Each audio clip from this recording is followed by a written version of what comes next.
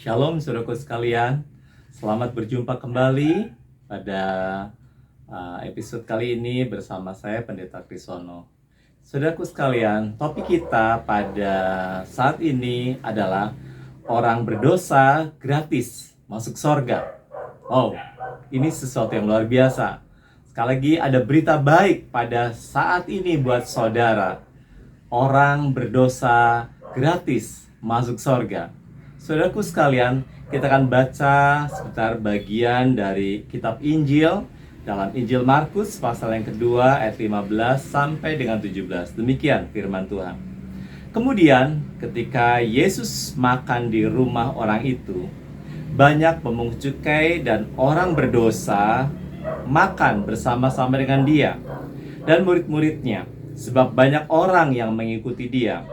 Pada waktu ahli-ahli Taurat dan golongan Farisi melihat bahwa ia makan dengan pemungut cukai dan orang berdosa itu, berkatalah mereka kepada murid-muridnya, "Mengapa ia makan bersama-sama dengan pemungut cukai dan orang berdosa?" Yesus mendengar dan berkata kepada mereka, "Bukan orang sehat yang memerlukan tabib, tetapi orang sakit. Aku datang bukan untuk memanggil orang benar, melainkan orang berdosa." Sekali lagi akan saya ulangi pada bagian terakhirnya. Yesus mendengar dan berkata kepada mereka, bukan orang sehat yang memerlukan dokter, tetapi orang sakit. Aku datang bukan untuk memanggil orang benar, melainkan orang berdosa. Saudaraku sekalian, sungguh ada berita gembira buat manusia, buat orang berdosa di dunia ini. Berita ini tentu bukan datang dari dunia, bukan dari manusia, tapi berita ini datang dari sorga. Ada kabar baik dari sorga buat orang berdosa di dunia ini. Saudara, kisahnya adalah waktu itu Yesus sedang makan di sebuah rumah.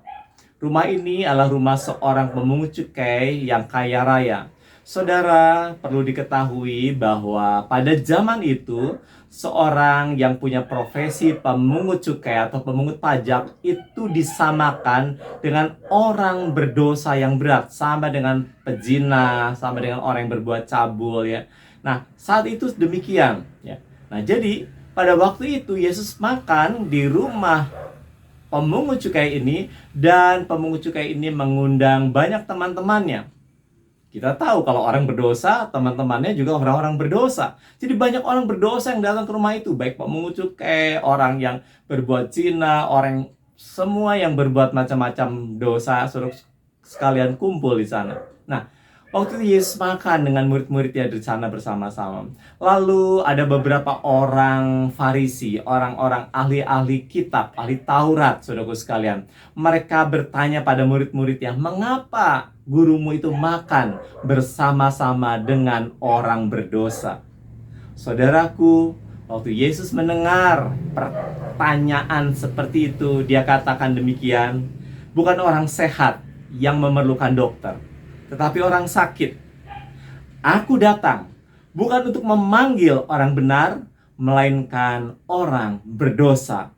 Saudaraku sekalian, perlu kita ketahui bersama bahwa Yesus Kristus, Tuhan, dia datang ke dalam dunia ini bukan untuk memanggil orang benar, melainkan untuk orang berdosa, supaya boleh diselamatkan. Nah, saudara, tadi Yesus mengumpamakan dirinya.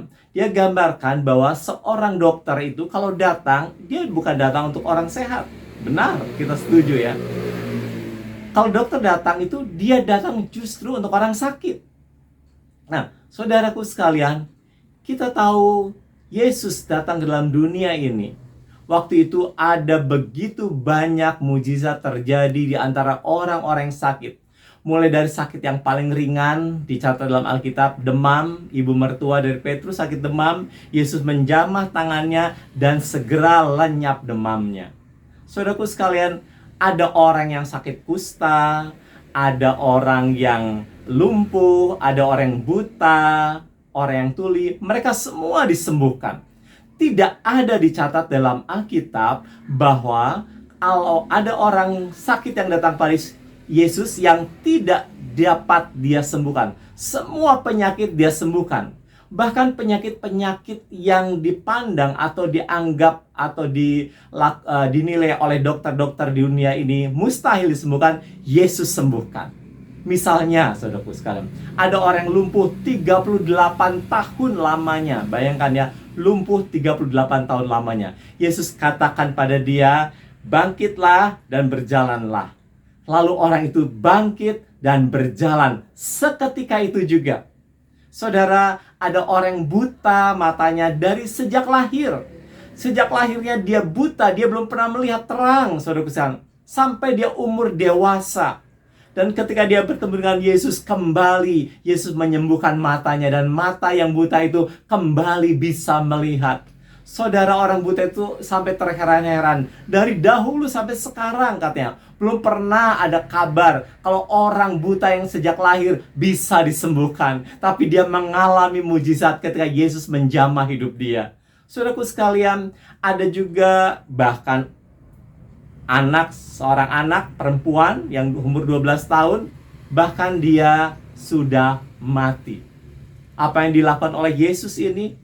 Dia pegang tangannya, dia katakan, "Hai anak perempuan, bangun." Saat itu juga anak itu langsung bangun, saudaraku sekalian. Saudara lihat ya, bagi Yesus, dia dokter yang ajaib. Boleh katakan bagi dunia, tidak ada dokter yang seperti itu. Apa saja di tangan Yesus disembuhkan. Terakhir, saudaraku sekalian, ada orang yang sudah mati. Lazarus namanya. Dia sudah mati dan sudah dikubur 4 hari lamanya. Saudara bayangkan, tidak ada bagian sel-sel tubuhnya yang sehat lagi. Semua sudah membusuk, saudaraku sekalian.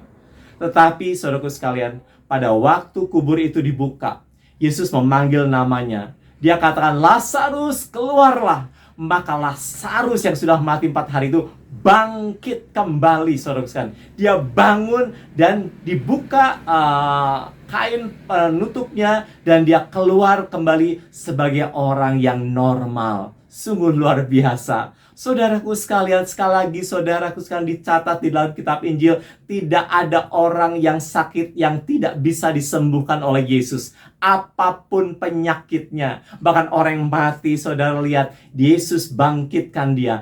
Tidak ada yang mustahil bagi dokter yang ajaib yang datang dari surga ini. Nah, saudara sekalian, tadi Yesus mengatakan bahwa sama seperti seorang dokter, dia datang bukan untuk orang sehat, tetapi orang sakit. Dia katakan, "Aku datang." Yesus Kristus datang bukan untuk memanggil orang benar, tetapi orang berdosa. Wow, haleluya, saudara sekalian. Yesus datang untuk memanggil orang berdosa. Dimanapun saudara berada, kalau saudara merasa, saudara sadari bahwa saudara orang berdosa, Yesus datang untuk saudara, saudaraku sekalian. Apapun dosa saudara, berapa berat pun dosa saudara, sama seperti orang yang sakit, apapun sakitnya, berapa berat pun penyakitnya, bahkan dikatakan sampai yang tidak tertolong lagi, saudaraku sekalian, bagi Yesus tidak ada kata mustahil. Amin, haleluya. Saudara, berapapun beratnya dosa saudara, saya memberitahukan ada kabar besar bagi saudara, ada kabar gembira buat saudara. Yesus Kristus datang justru untuk saudara, justru untuk menyelamatkan, saudaraku sekalian. Kita tahu, saudaraku sekalian, semua orang berkata bahwa kalau orang berdosa itu layak masuk neraka. Betul, ini adil. Seperti orang sakit layak untuk mati. Saudara, dengan keadaan seperti sekarang ini, coronavirus, saudaraku sekalian, banyak orang yang mati karena sakit virus ini, saudaraku sekalian. Orang kalau sudah kena sakit ini banyak yang ketakutan karena mereka akan mengalami kematian, dan banyak memang yang terjadi demikian. Dan saudaraku sekalian, itu layak. Ya, orang mengatakan layak, ya wajar, saudaraku sekalian. Demikian juga dengan orang berdosa. Semua orang menganggap dan tahu, sadar bahwa orang berdosa wajar kalau masuk neraka. Orang berdosa wajar kalau dia binasa dalam api neraka. Saudaraku sekalian, kalau tadi bagi dokter Yesus tidak ada penyakit yang mustahil yang tidak dia bisa sembuhkan, saya beritahukan kabar gembira buat saudara. Tidak ada orang berdosa yang tidak bisa diselamatkan oleh Tuhan Yesus Kristus, saudaraku sekalian. Ini berita yang baik sekali, saudaraku sekalian. Sama seperti Tuhan sanggup menyembuhkan segala orang yang sakit, Yesus juga sanggup menyembuhkan dan menyelamatkan orang berdosa. Kalau Yesus telah datang kepada orang-orang yang sakit dan orang itu dicegah daripada mengalami kematian, saya beritahukan saudaraku sekalian, kalau Yesus datang pada orang berdosa, maka orang berdosa itu akan dicegah untuk masuk dalam hukuman kekal, yaitu api neraka. Yesus berkata, barang siapa yang percaya kepadaku, dia tidak akan binasa. Dia tidak akan masuk neraka, melainkan beroleh hidup yang kekal. Oh, saudara sekalian, dia katakan dengan keyakinan dan kepastian, saudara sekalian. Sebab dari kata-kata Yesus tidak pernah ada kata mudah-mudahan. Tidak pernah ada kata semoga. Semua yang dikatakan adalah ya dan pasti, saudaraku sekalian. Kita lihat misalnya tadi kisah seorang anak perempuan yang mati. Teman-teman dari bapak dari anak ini berkata, kenapa engkau menyusahkan guru lagi, menyusahkan Yesus? Nggak usah lagi dia datang ke rumah, anakmu sudah mati. Yesus berkata, jangan takut, tetap percaya. Itu yang dikatakan oleh Yesus. Dan yang terjadi seperti yang kita telah jelaskan tadi. Yesus memegang tangan anak itu. Dia katakan anak itu tidak mati, tapi dia tidur. Dia katakan bangun. Lalu saat itu juga anak itu bangun. Nah, saudaraku sekalian, demikian juga dengan orang berdosa. Yesus sanggup menyelamatkan saudara. Bagaimana ini terjadi? Bagaimana mungkin ini terjadi, saudaraku sekalian? Saudara, saya beritahukan kabar baik dari sorga ini. Yesus di atas kayu salib di Golgota, dia sudah membayar semua harga, semua hutang dari orang berdosa di sana. Saudaraku, ketahuilah, memang Tuhan membenci dosa. Tuhan tidak suka dengan dosa, tapi bukan berarti dia membenci orang berdosa. Tidak, sebaliknya justru dia mengasihi orang berdosa. Dosa Tuhan benci, tapi orang berdosa dia kasihi. Itu sebabnya dia datang justru untuk menyelamatkan orang berdosa. Nah, saudaraku sekalian, apa yang dilakukan oleh Tuhan Yesus Kristus di atas kayu salib? Dia menanggung dosa, upah dosa kita. Dia membayar harga yang harus kita bayar. Saudara, orang berdosa itu di hadapan Tuhan sama seperti orang yang mempunyai hutang. Demikian hukumnya. Kalau saudara berdosa, artinya saudara berhutang pada Allah. Apa hutang saudara? Nyawa. Firman Tuhan katakan bahwa upah dosa atau ganjaran atau hukuman yang adil atas dosa, hukum surga mengatakan adalah maut. Maut itu berbicara tentang mengambil nyawa saudara, membinasakan nyawa orang berdosa. Itu hukuman yang adil. Menurut surga, siapapun orang berdosa, dia layak untuk dilemparkan ke dalam neraka. Saudaraku sekalian, itu hukuman yang adil. Nah, saudara, itu hutang kita. Hutang kita adalah nyawa kita sendiri yang harus binasa. Kita harus bayar dengan nyawa kita. Nah, sekarang saudaraku sekalian, di atas kayu salib di Golgota, Tuhan Yesus Kristus telah membayar dengan nyawanya di hadapan Allah. Dicatat dalam Alkitab, ketika Yesus mati di atas kayu salib, dikatakan dia menyerahkan nyawanya. Dia membayar harga yang harusnya dibayar oleh orang berdosa, yaitu apa? Nyawa. Saudara, mungkin saudara bertanya, apa mungkin hutang saya bisa dibayar oleh Yesus? Apa mungkin hutang saya bisa dibayar, nyawa saya dibayar oleh nyawa Yesus? Saudara dengarkan. Kalau kita berbicara keadilan, saudaraku sekalian, secara keadilan tidak ada masalah kalau hutang saudara dibayar oleh orang lain. Betul tidak? Ya. Misalnya saudara punya hutang ke sebuah bank, dan hutang saudara sangat besar, dan kalau saudara tidak dapat membayar, saudara terancam hukuman. Tetapi, kalau ada orang lain yang mengasihi saudara, ada seorang yang kaya raya yang mengasihi saudara, bolehkah dia mengambil alih hutang saudara? Bolehkah dia membayar untuk saudara? Saudara ketika dia datang kepada bank itu dengan bersama-sama dengan saudara, lalu di sana ada persetujuan bahwa hutang saudara diambil alih oleh orang itu dan dibayar lunas oleh orang itu, bukankah itu diterima oleh bank? Bank tidak peduli uang itu dari saudara atau dari siapapun yang yang mungkin saudara tidak kenal. Tapi hutang saudara dibayar lunas. Itu yang penting bagi bank. Uangnya itu terserah dari siapapun. Nah, saudara, kalau ada orang yang mengasihi saudara dan dia mau membayar semua hutang saudara lunas, saudaraku sekalian, itu akan diterima oleh pengadilan. Pengadilan menganggap hal itu adil, hal itu layak diterima. Saudara bisa bebas tanpa membayar sepeser pun, karena seluruh hutang saudara sudah ada yang membayarnya. Nah, sesimpel inilah apa yang dilakukan oleh Tuhan Yesus. Inilah hikmat dari sorga, saudaraku sekalian. Hutang nyawa saudara dibayar oleh nyawa Tuhan Yesus sendiri. Adil kan? Nyawa dibayar nyawa. Di dalam Taurat, saudaraku sekalian, hukum keadilannya mengatakan gigi ganti gigi, mata ganti mata, nyawa ganti nyawa. Adil. Ketika saudara berhutang nyawa, ada yang membayar buat saudara. Namanya Yesus. Dia sangat mengasihi saudara. Dia bayarkan seluruh hutang saudara. Maka saudara pun dianggap lunas. Bisa mengerti, saudaraku sekalian?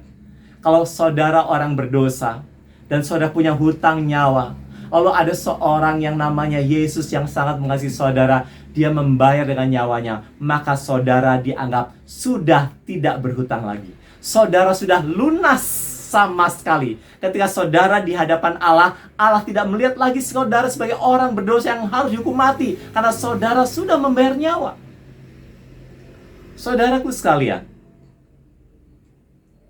ada kejadian pada waktu Yesus mati digantung di atas kayu salib, saudaraku sekalian. Ada dua orang penjahat di kanan dan kirinya. Mereka juga digantung di sana. Pada waktu itu, hukuman yang paling berat bagi orang yang paling berdosa adalah salib. Pada zaman Romawi, itu hukuman yang paling berat yang harus ditanggung oleh orang berdosa. Nah, saudara, di kanan kiri Yesus itu adalah penjahat-penjahat berat, saudaraku sekalian. Nah, lalu pada saat itu ketika mereka bertiga dan Yesus di tengah, terjadi percakapan. Orang yang di sebelah kiri Yesus berkata kepada Yesus, "Kalau engkau benar-benar Mesias, penyelamat dari surga, ayo selamatkan kita semua. Selamatkan kita supaya kita percaya."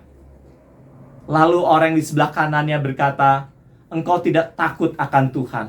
Dia katakan, orang kita ini memang berdosa. Kita layak untuk digantung di atas kayu salib ini. Tetapi orang ini, maksudnya Yesus, dia adalah orang yang benar. Dia tidak layak untuk mati di atas kayu salib.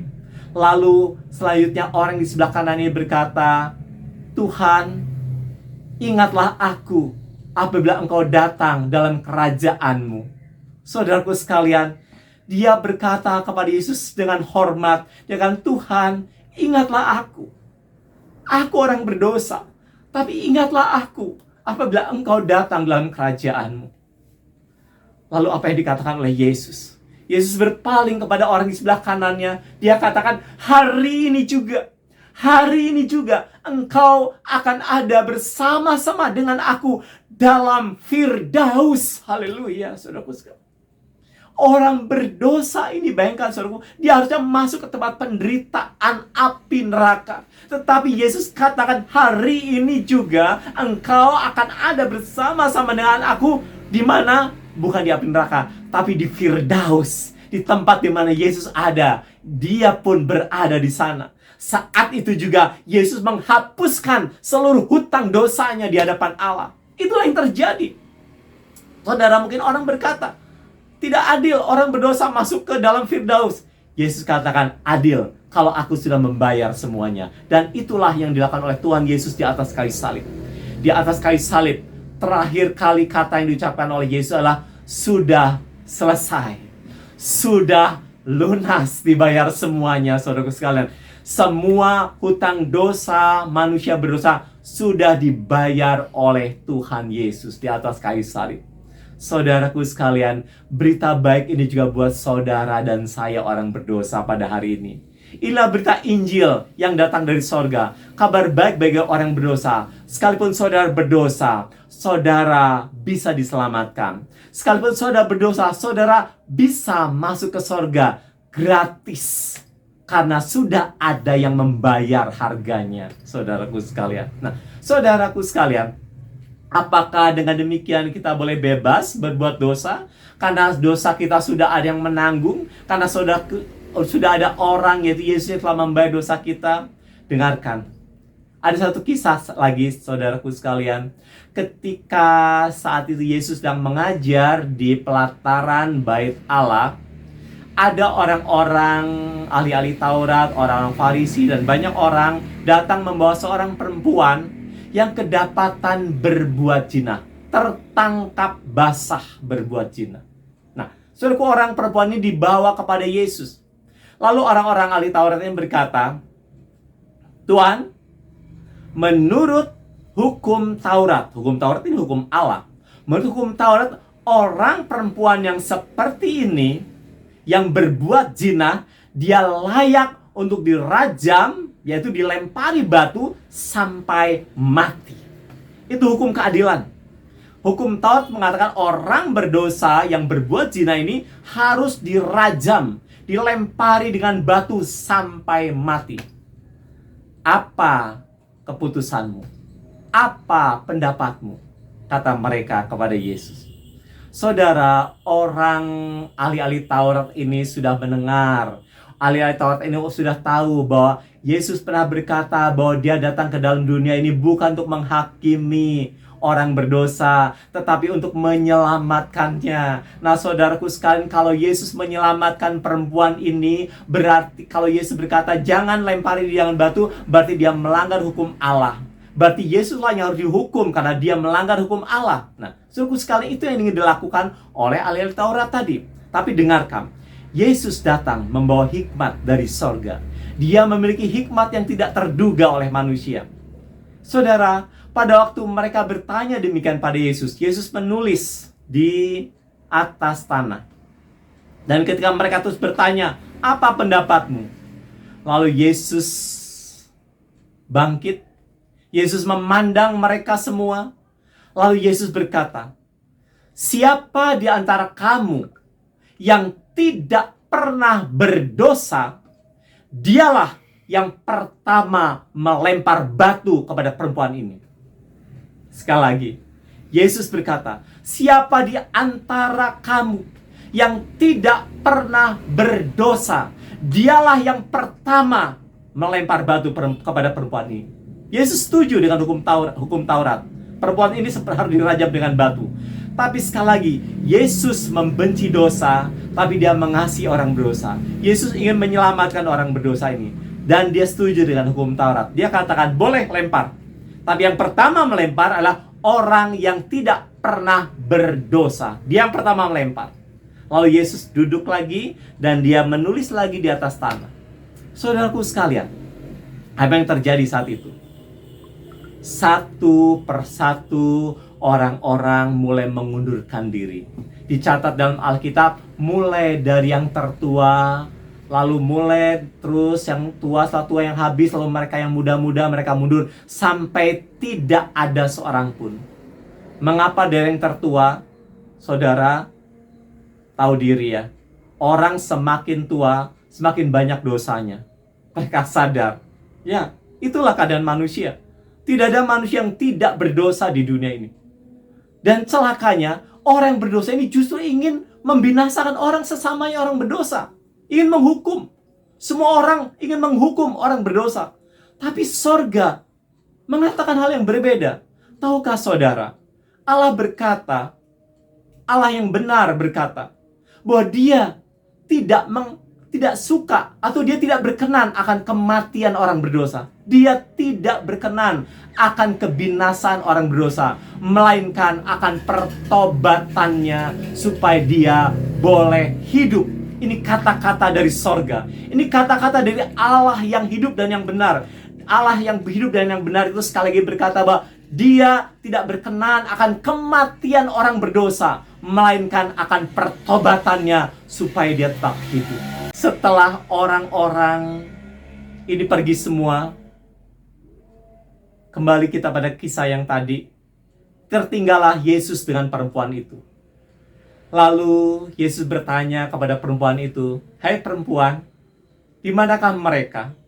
Tidak adakah seorang pun yang mau menghukum engkau? Lalu perempuan ini menjawab, "Tidak ada Tuan."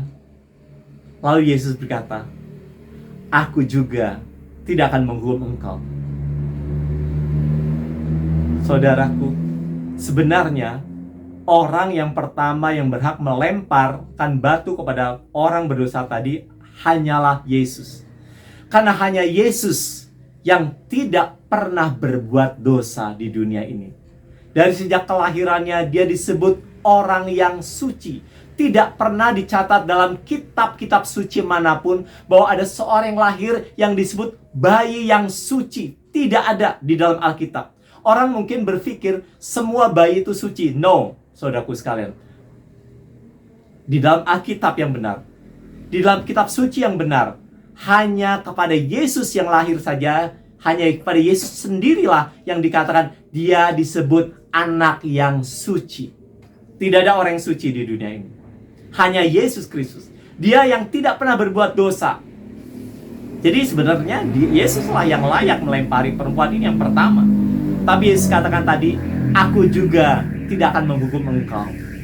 Lalu Yesus selanjutnya berkata, "Pulanglah dan jangan berbuat dosa lagi." Oh haleluya saudaraku sekalian. Yesus katakan, "Hai perempuan, kau sudah diselamatkan. Sekarang kau boleh pulang dan jangan berbuat dosa lagi." Saudaraku sekalian, ini pesan yang hidup dan yang penting buat kita semua. Saudaraku, sekali lagi saya mau katakan bahwa Tuhan Yesus membenci dosa, tetapi Dia mengasihi orang berdosa. Kalau saudara telah dikasih oleh Tuhan Yesus, kalau saudara sudah ditebus, sudah diselamatkan, sudah dibayar lunas hutang nyawa saudara, teruskan bukan berarti saudara bebas berbuat dosa. Yesus mau saudara yang diselamatkan. Saudara jangan berbuat dosa lagi. Oh saudaraku sekalian, ini kabar baik yang terindah buat saudara pada hari ini. Dimanapun saudara berada, saya mau sampaikan, ini kabar baik yang datang dari sorga. Inilah Injil yang benar yang datang dari sorga. Bahwa ada seorang yang telah mengasihi saudara, orang-orang berdosa. Berapa berat pun dosa saudara, Yesus sudah membayar dengan lunas harganya di hadapan Allah. Yaitu dengan nyawanya sendiri pada waktu Yesus mati di atas kayu salib. Kematian Yesus di atas kayu salib adalah seorang yang telah mengorbankan nyawanya buat orang berdosa. Dan harganya diterima oleh Allah. Allah tidak peduli harga itu dibayar oleh siapa. Kalau bukan oleh saudara, ada Yesus yang bayar, Allah akan terima. Dan menghitung saudara sebagai orang-orang yang sudah lunas, sudah tidak punya hutang lagi.